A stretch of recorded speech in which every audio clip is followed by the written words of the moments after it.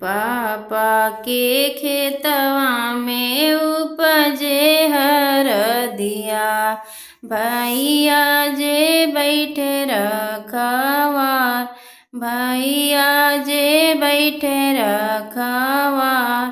पापा के खेतवा में झाँकेली मम्मी, अब बेटी भइली सयान, अब बेटी भइली सयान।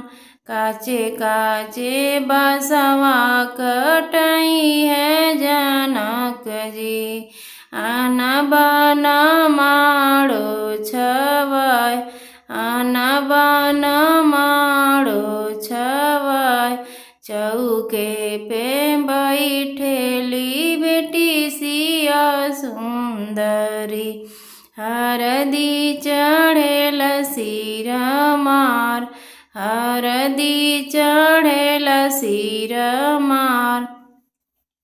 आए बरतिया दुअरवा पर उतरे, बेटी बैठे पापा गोद, बेटी बैठे पापा गोद।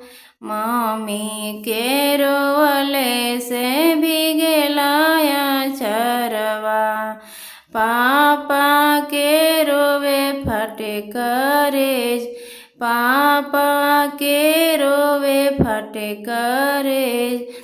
आज मोरी बेटी हो बैली पराई, सुन भैले घरवा दुआर, सुन भैले घरवा दुआर। काहे मोरे दाता हो ऐसन सृष्टि रचल, बेटी के तेजलो ना जाय, बेटी के तेजलो ना जाय।